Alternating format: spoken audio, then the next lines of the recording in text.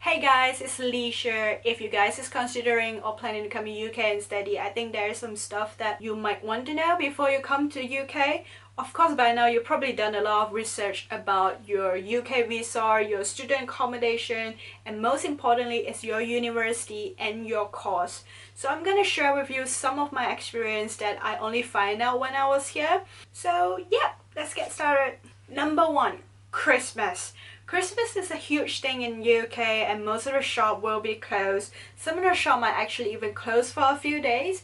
So basically last Christmas I was staying in my accommodations, not alone. I have a few housemates staying here as well, but most of them went back home and celebrate Christmas with their family, and knowing that a lot of shop will be closed, so I basically stay in accommodation.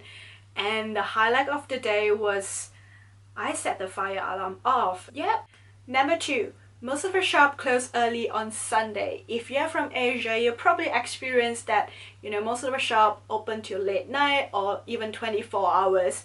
And if you're expecting the same here, you might a little bit disappointed because most of the shop will be closed early on Sunday. And I'm talking about shop or supermarket like Tesco, Asda, Lidl or Sainsbury. Most of them will close around 4 on Sunday. So if you want to do your grocery shopping, make sure you go early. But I do want to let you know that actually Tesco open 24 hours from Monday till Saturday.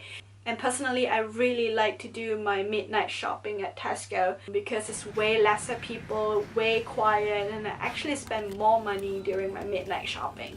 Number three, national insurance number. So if you're a tier 4 visa student, you should be able to work about like 20 hours per week.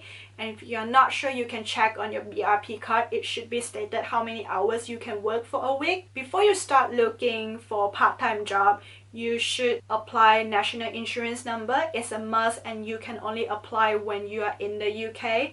So when you make a phone call, make sure you have your phone number and your house address because they're gonna ask you about that. And remember to write down the reference number that the officer give it to you because you can use the number to track your status of application. After the calls, you should be able to receive an application form. Fill it up, send it back, and hopefully you can get your national insurance number real quick.